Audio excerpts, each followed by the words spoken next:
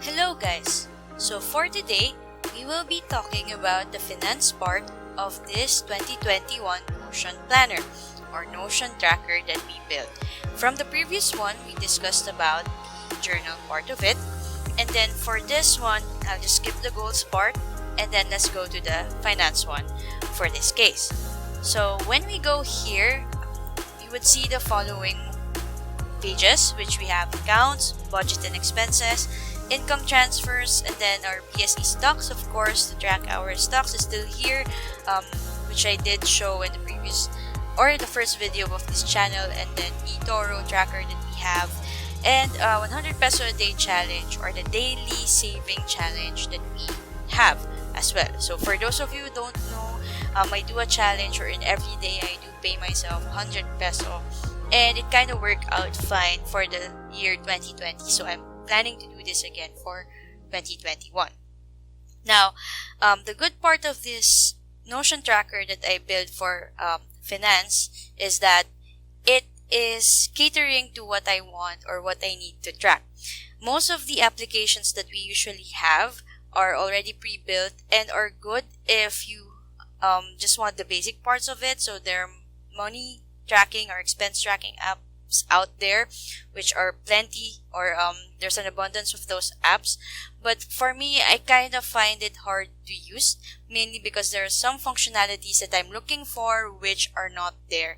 And with Notion, I'm able to create my own version of it on how to track those expenses, how to create my own budget, and how to add or account for the accounts that I have, which I believe is quite a lot with the e-wallets that are currently now available. So with Notion, I build it in a way that would make it easier for me to track those, and I won't be lazy enough, because that's the problem with the apps that I've had with my phone for money tracking, is that it made me lazy to track them because it's not, again, easy for me to use, although some are quite straightforward. But once I find a functionality that doesn't work how I want it to, and I'm not able to adjust it, then I get lazy trying to track it, because again, it's not catering to what I need. So with Notion, I built it in such a way that will make it easier to track all of those accounts that I currently have,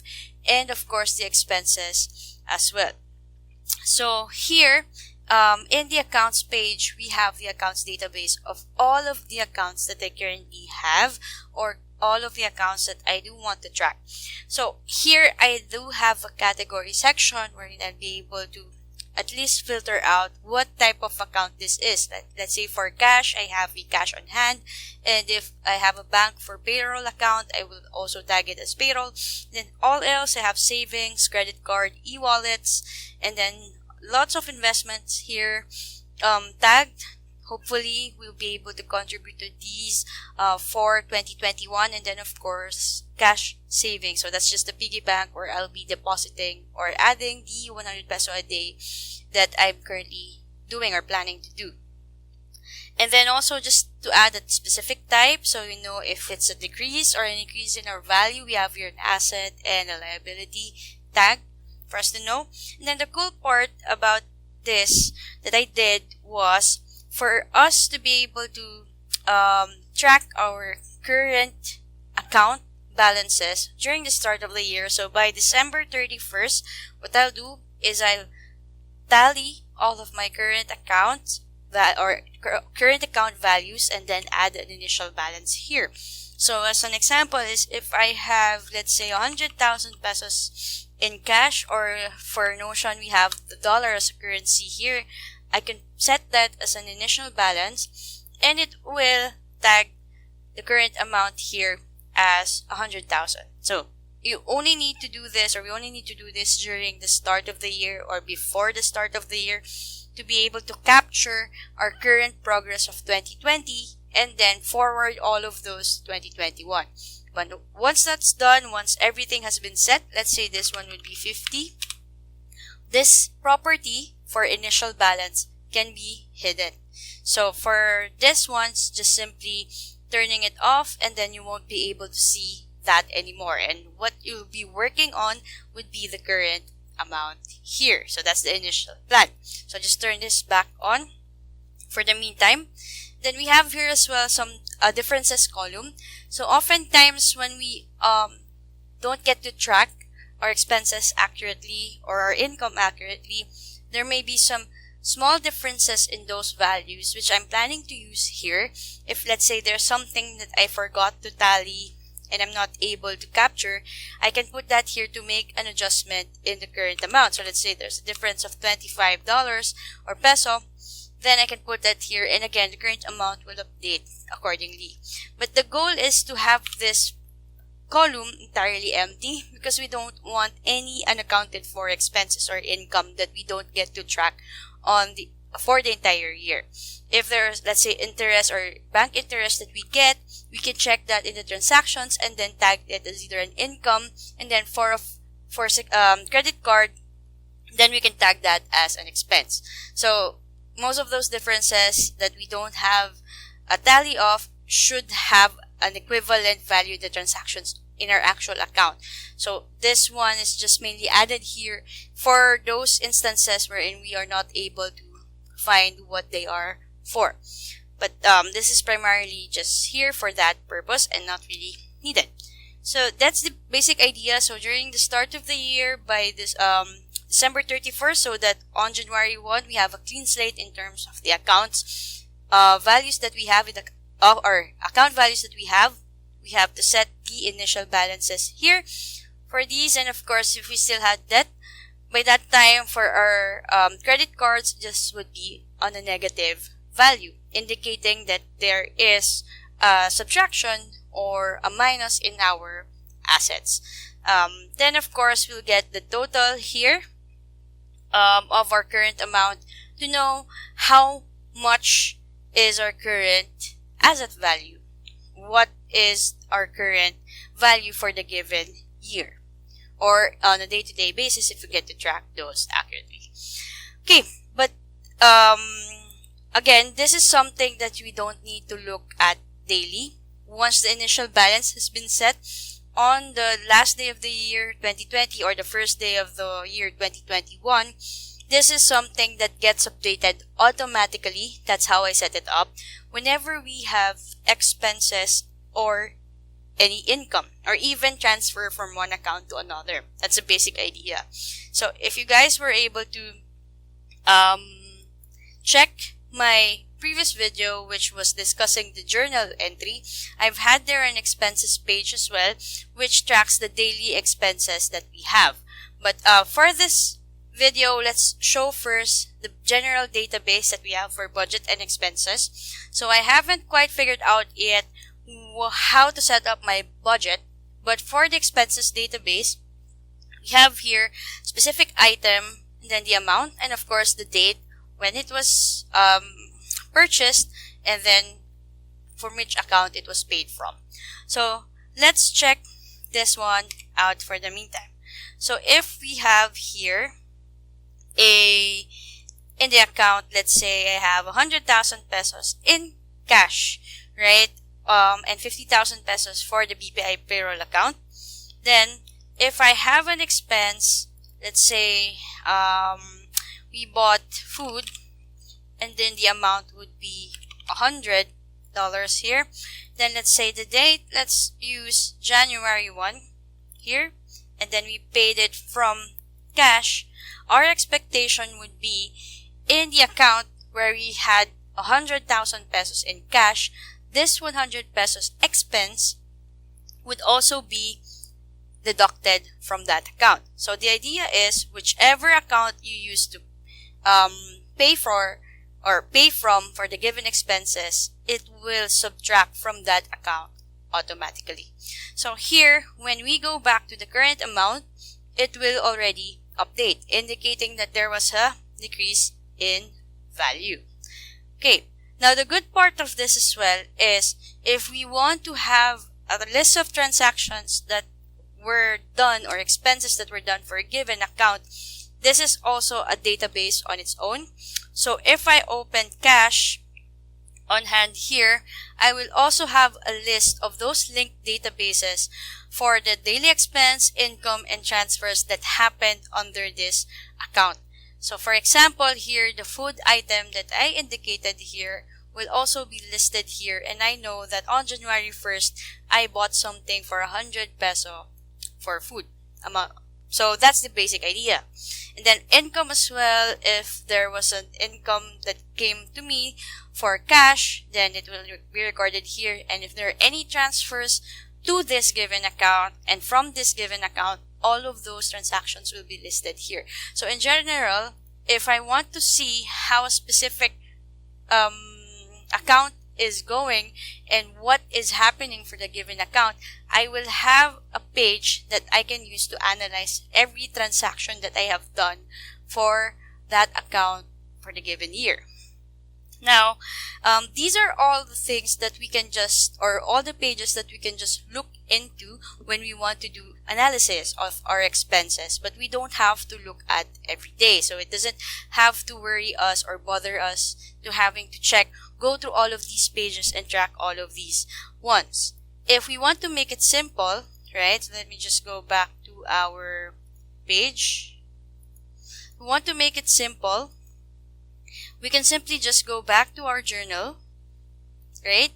And in the journal, let's say I had an entry for January 1, I can open this daily journal. So if you haven't seen the video that I did to create or to walk through the journal page that I'm planning to use for 2021, you may look at the description, check the link, or any of the, probably it will appear in the eye here somewhere in this video.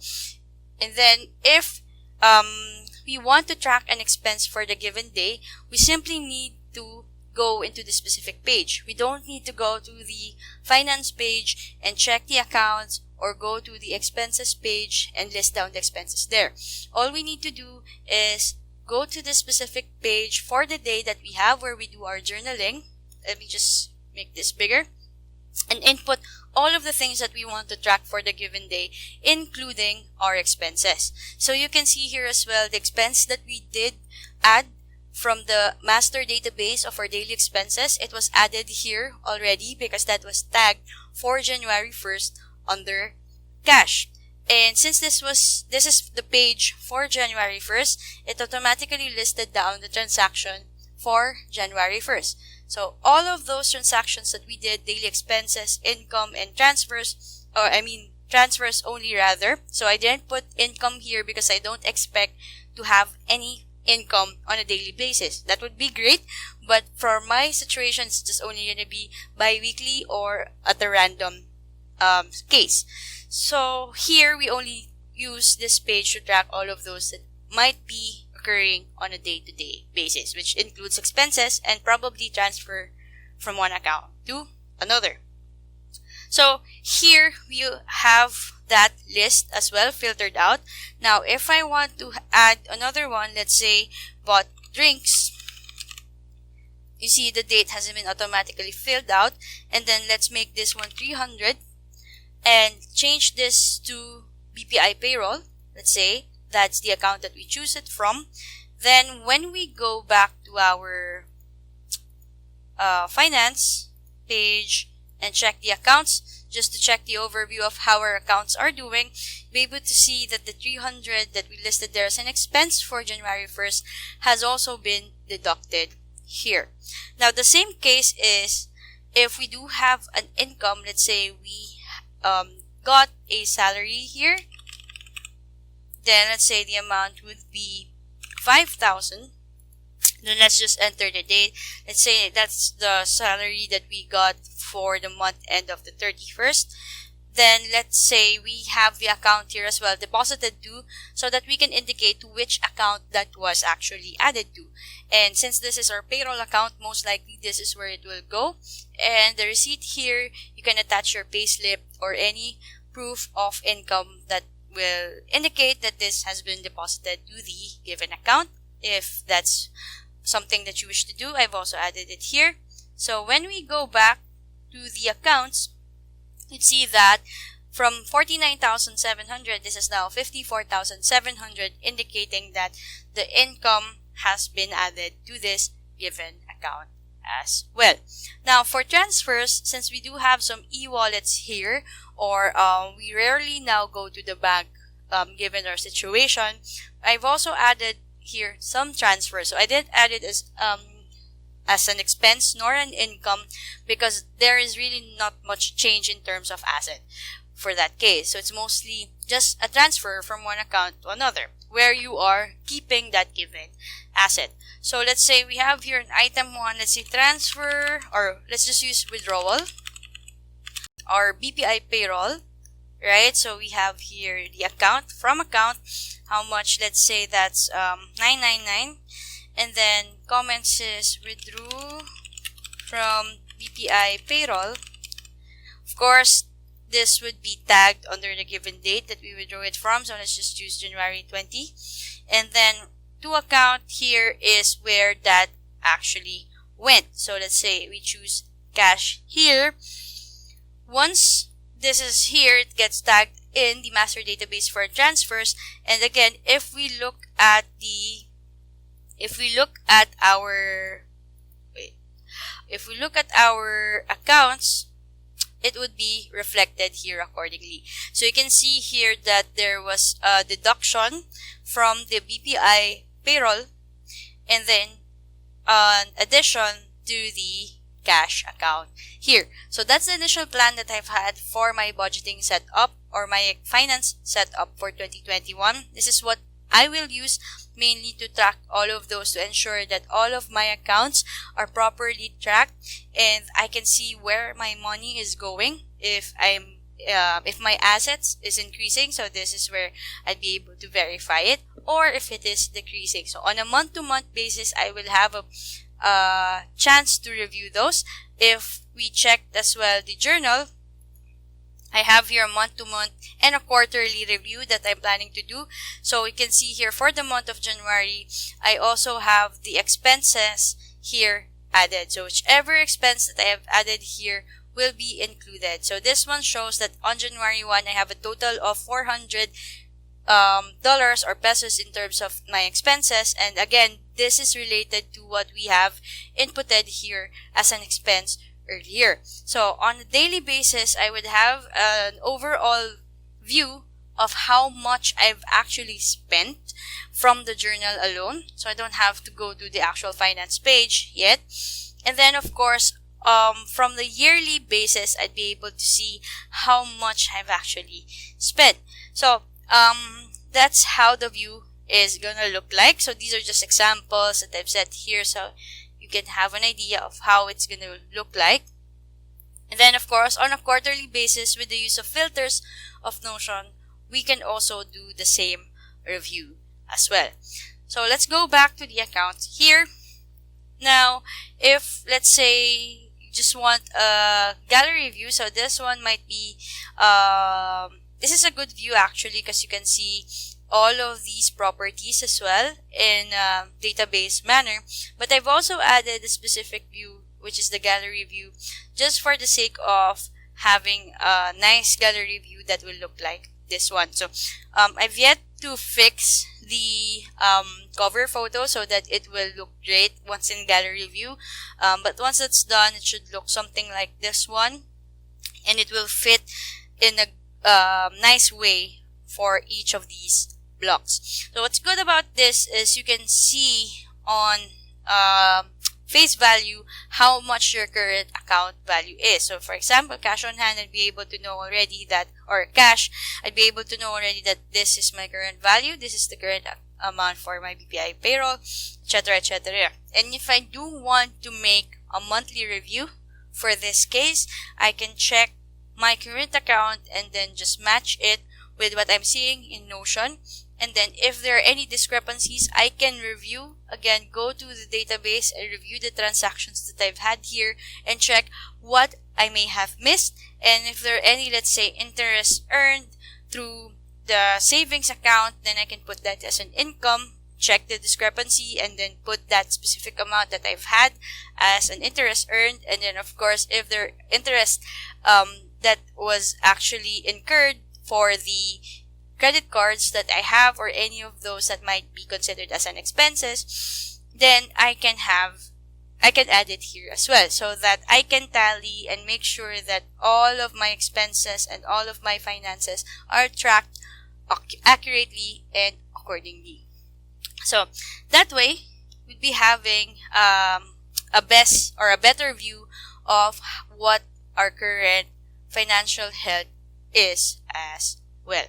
Okay, and again, coming back from our default view here, or tabular view, we also have the differences here, which I really don't want to use. As much as possible, we should know, or I want to know where that given expenses or value would be coming from. So, but this is just added here just in case we do need to make those adjustments and we don't know what is missing or why there is a difference in terms of this. You can also use that as an assessment, and probably we may have forgotten to track an expense or a given income, etc., etc. So that's a given purpose of this. And this is what I'll use for 2021 to make sure that all expenses are tracked. So one of the key steps in terms of our financial freedom, or moving forward to becoming more financially free, having more awareness in terms of your money, is to track, of course, your expenses. That way you know where your money is coming from, where your money is being placed, and if you are saving enough to do whatever your goal is in the future in terms of finances. And then, of course, if you're spending way beyond your means, you'd be able to see here as well. Let's say if we do an analysis of the items that we are actually spending on, we can probably reduce those if we are spending too much on those and they are not needed. So that's the primary goal of this. Then, of course, for the other ones, income and transfers I've already discussed. For the PSE stocks, it's just the same. Most of the purchases here that we've had from last year will just be carried over here, and then the plan is I'll just archive whatever I have here as a journal, and then I'll add the new one for the month of January to December 2021. Then for eToro, the same case, just filter it out for the same 2021 tracking. And then for the 100 peso challenge, I've added here as a transfer, because probably it's going to be coming from an income, right? Or any of those accounts that I will be having. So the idea is just to transfer it to the piggy bank account here and track it accordingly as well. Okay, so that's it. If you guys have any questions or suggestions on how to improve this finance tracker more, let me know in the comment section below. And if you guys want the template, please do subscribe. By the end of the year, or probably this week, I'll be having another video detailing how I was able to make this finance page, or this entire 2021 tracker that I've had for the journal and the finance. And for under that video, I'll be giving you the template link. So guys, thank you. See ya.